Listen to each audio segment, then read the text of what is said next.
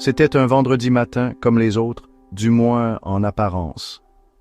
Des voyageurs du monde entier se préparaient pour leur voyage. Les vols étaient préparés pour le départ et l'aéroport d'Heathrow, le cœur animé du voyage international, était une ruche d'activité. Puis le chaos a frappé. Un incendie, survenu dans un poste électrique apparemment anodin à Hayes, dans l'ouest de Londres, allait mettre à genoux l'aéroport le plus fréquenté du monde. L'incendie, signalé vers 23h30 le jeudi 20 mars, s'est rapidement transformé en un incident majeur. Ce n'était pas seulement les flammes qui posaient un problème, c'était leur cible. Le poste électrique de Hayes n'était pas un poste électrique comme les autres.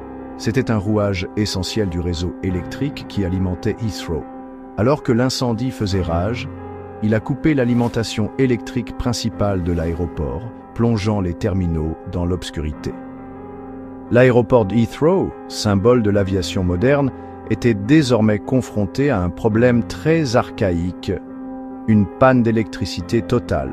Les générateurs de secours, conçus pour se mettre en marche en cas d'urgence, ont eu des ratés et sont tombés en panne, laissant l'aéroport entièrement dépendant de l'alimentation de secours.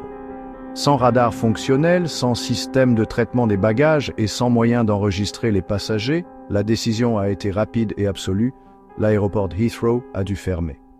La fermeture, annoncée aux premières heures du vendredi, a envoyé des ondes de choc à travers le réseau mondial du transport aérien. Avec plus de 1350 vols prévus pour atterrir ou décoller de Heathrow ce jour-là, les répercussions de cette fermeture soudaine allaient se faire sentir bien au-delà des frontières de l'ouest de Londres.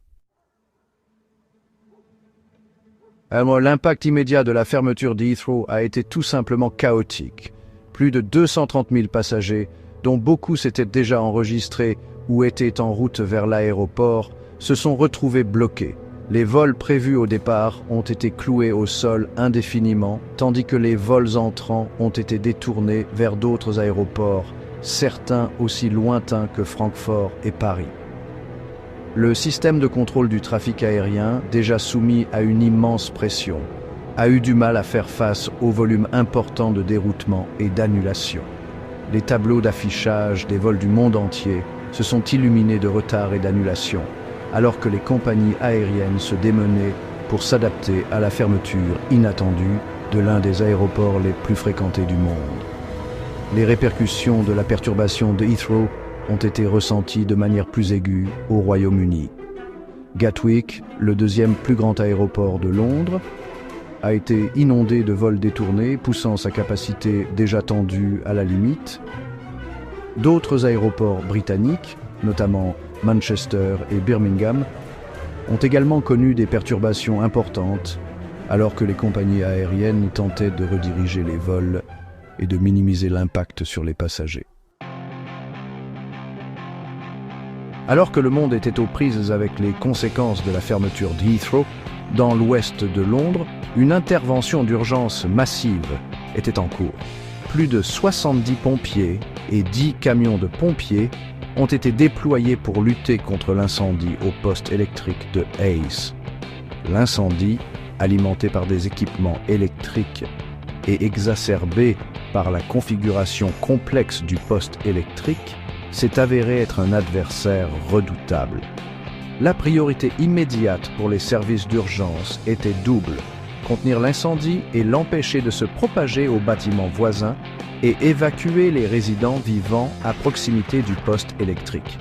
Environ 150 personnes ont été évacuées de leur maison par mesure de précaution et un périmètre de sécurité a été établi autour du site de l'incendie. Les efforts pour rétablir l'électricité à l'aéroport d'Heathrow ont commencé sérieusement, même pendant que les pompiers luttaient contre l'incendie. Les ingénieurs ont travaillé sans relâche pour évaluer les dommages et mettre en œuvre des solutions temporaires pour remettre l'aéroport en service. Cependant, les dommages au poste électrique étaient importants et il est rapidement devenu évident qu'un rétablissement complet de l'électricité n'allait pas se produire de sitôt.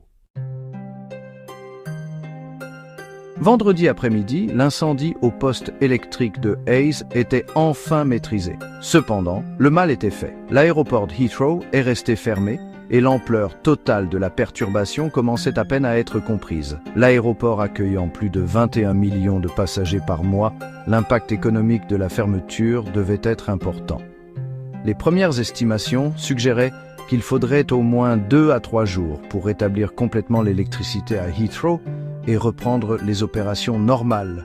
Cependant, même une fois l'électricité rétablie, l'accumulation de vols et le cauchemar logistique de la reprogrammation de milliers de passagers signifiaient que la perturbation allait probablement se poursuivre pendant plusieurs jours, voire plusieurs semaines.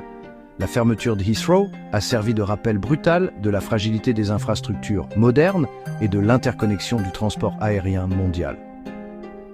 Elle a mis en évidence le potentiel d'incidents apparemment localisés à avoir des conséquences considérables, perturbant la vie de millions de personnes et affectant l'économie mondiale.